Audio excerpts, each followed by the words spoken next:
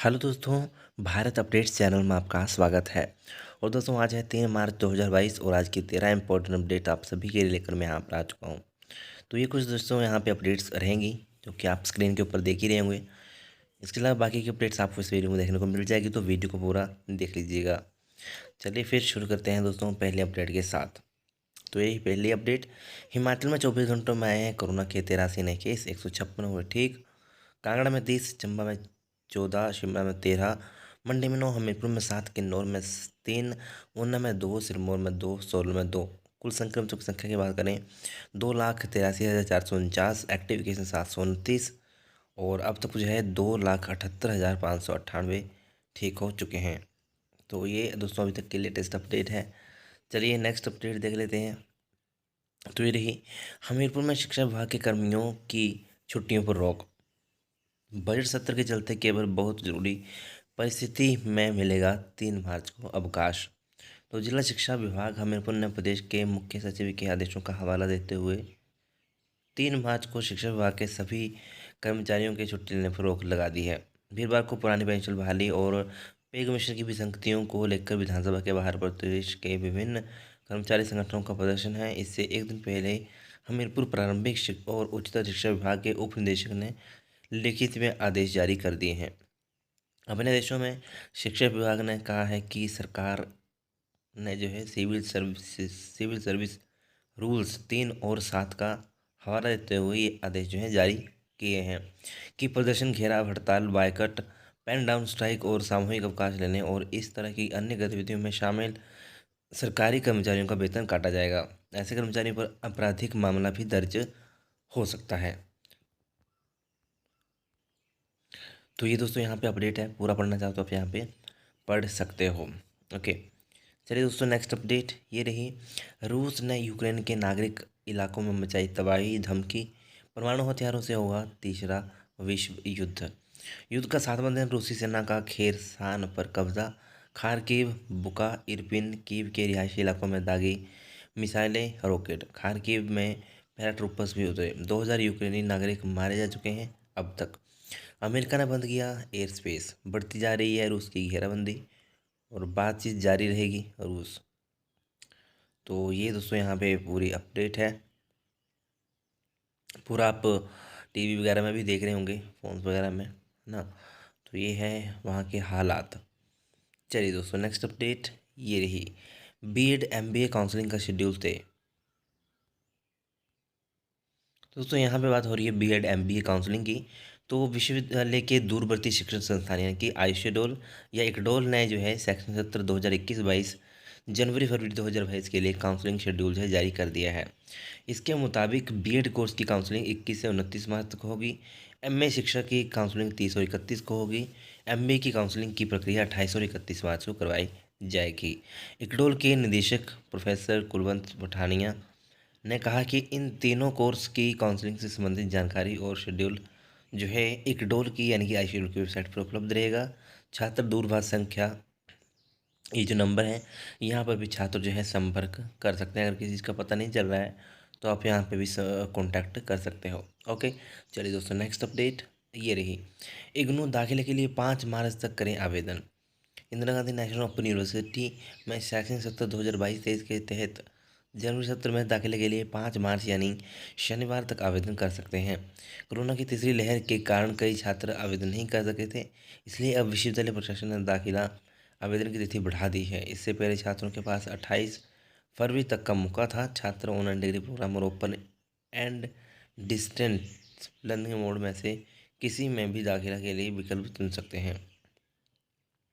विश्वविद्यालय प्रशासन के मुताबिक अब छात्रों को जनवरी सत्र में ऑनलाइन डिग्री प्रोग्राम में पढ़ाई का विकल्प भी मिल रहा है। युवा मार्केट डिमांड और रोजगार से जुड़े नए डिग्री प्रोग्राम में दाखिला लेकर अपनी डिग्री पूरी कर सकते हैं। इससे उन्हें नौकरी में आगे बढ़ने का मौका भी मिलेगा। तो ये दोस्तों यहाँ पे कुछ अपडेट है। ओके, चलिए दोस्तों नेक्स्ट अपडेट ये रही, पीजी परीक्षाओं को स्थगित करे विश्वविद्यालय एसएफआई। तो यहाँ पे हिमाचल प्रदेश की एसएफआई इकाई ने पीजी के पिछले सेमेस्टरों के रुके परीक्षा परिणाम घोषित होने तक 3 मार्च से शुरू होने वाली परीक्षाओं को स्थगित करने की मांग यहाँ पे की है। एसएफआई के प्रतिनिधिमंडल ने यह मांग परीक्षा नियंत्रक के समक्ष उठाई है और सफाई के विश्वविद्यालय इकाई के अध्यक्ष ने कहा है कि पीजी की सितंबर-अक्टूबर में हुई परीक्षाओं के परिणाम अभी तक विश्वविद्यालय घोषित नहीं कर पाया है। 3 मार्च से पीजी के अगले सेमेस्टर की नियमित और री परीक्षाएँ हो रही हैं और शुरू हो रही हैं। पिछले नतीजे ना निकलने से छात्र री परीक्षा के फॉर्म नहीं भर पाए हैं, इसलिए नतीजों के घोषित होने तक पीजी की परीक्षाओं को स्थगित किया जाए। विश्वविद्यालय के ईआरपी सिस्टम के कारण परीक्षा में देरी हुई। उन्होंने विश्वविद्यालय प्रशासन से जल्द परीक्षा परिणाम निकालने का आग्रह यहाँ पे किया है। तो ये दोस्तों यहाँ पे एक अपडेट है। चलिए दोस्तों, नेक्स्ट अपडेट ये रही, पीजी परीक्षा का परिणाम जल्द घोषित करे एचपीयू। तो एबीवीपी ने परीक्षा नियंत्रक को सौंपा मांग पत्र, और यहाँ पे जो है अपनी मांगों को लेकर परीक्षा नियंत्रक को ज्ञापन सौंपते एबीवीपी कार्यकर्ता।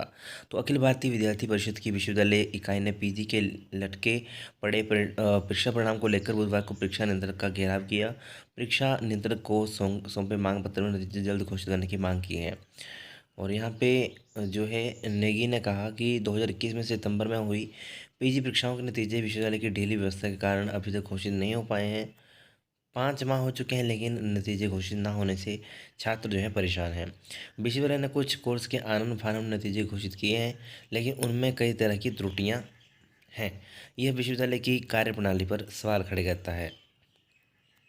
उन्होंने कहा कि 3 मार्च से जो है विश्वविद्यालय प्रशासन पीजी की परीक्षाएं शुरू कर रहा है, लेकिन अभी तक पिछली परीक्षाओं के परिणाम घोषित नहीं किए हैं।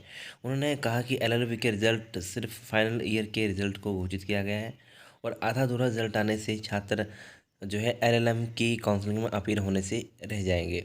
3 मार्च को विश्वविद्यालय एलएलएम की काउंसलिंग करवाने जा रहा है, लेकिन अधूरा परिणाम होने से छात्र कैसे काउंसलिंग में भाग ले सकेंगे।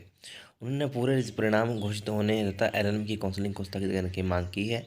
और यहाँ पे कहा गया है कि छात्रों के साथ अन्याय असहन नहीं करेगी, और ये भी चेतावनी दी है कि अगर 3 दिन में लंबित घोषित नतीजे नहीं किए गए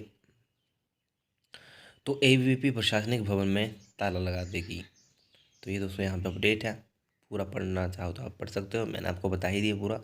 चलिए नेक्स्ट अपडेट ये रही, 40,000 आउटसोर्स कर्मियों को इस बजट से कई उम्मीदें। 2,555 एसएमसी शिक्षकों की भी टिकी 4 मार्च को पेश किए जा रहे बजट पर निगाहें। चुनावी साल के बजट में खुद के लिए राहत की आस में हज़ारों अस्थायी कर्मचारी, बजट से उम्मीद। चलिए दोस्तों, नेक्स्ट अपडेट ये रही, भानुपल्ली बिलासपुर रेल लाइन की सबसे लंबी सुरंग का निर्माण शुरू। अगले साल से बिछाया जाएगा रेलवे ट्रैक, विशेष एजेंसी को काम सौंपेगा विकास निगम।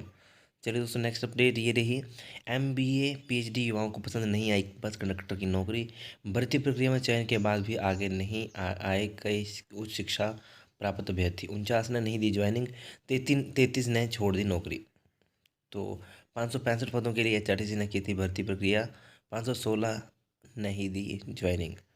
चलिए दोस्तों, नेक्स्ट अपडेट ये रही, 4 अप्रैल से शुरू होंगी एनआईओएस की परीक्षाएं। तो राष्ट्रीय मुक्त विद्यालय शिक्षा संस्थान के माध्यमिक और उच्चतर माध्यमिक पाठ्यक्रमों की सार्वजनिक परीक्षाएं 4 अप्रैल से आरंभ जो है हो रही हैं, और यहाँ पे 30 अप्रैल तक होना सुनिश्चित है। और परीक्षाओं की तिथियाँ संस्थान की वेबसाइट से डाउनलोड की जा सकती हैं। ओके, चलिए दोस्तों, नेक्स्ट अपडेट ये रही, इक्डोल में प्रवेश के लिए 15 मार्च तक बढ़ी आवेदन की तिथि। तो आवेदन की तिथि जो है आयुषी रोल में 15 मार्च तक बढ़ा दी गई है। आवेदन करने के लिए वेबसाइट पर डाला लिंक, 15 के बाद पोर्टल होगा बंद। तो इनमें से किसी में भी अगर आपने एडमिशन लेनी है तो आप इसमें एडमिशन ले सकते हो आयुषी रोल में, क्योंकि अभी 15 तारीख तक जो है आगे डेट को एक्सटेंड कर दिया गया है। ओके, चलिए दोस्तों, नेक्स्ट अपडेट ये रही, एचपीयू ने घोषित किए 6 पीजी कोर्स के नतीजे। तो यहाँ पे 6 पीजी नतीजे घोषित कर दिए हैं। जिन छात्रों की रीअपियर है उन छात्रों को बिना परीक्षा फॉर्म भरे पिछले सेमेस्टर के रोल नंबर के आधार पर ही वीरवार से शुरू हो रही पीजी परीक्षाओं की सेमेस्टर परीक्षाओं में अपील होने की छूट दे दी है।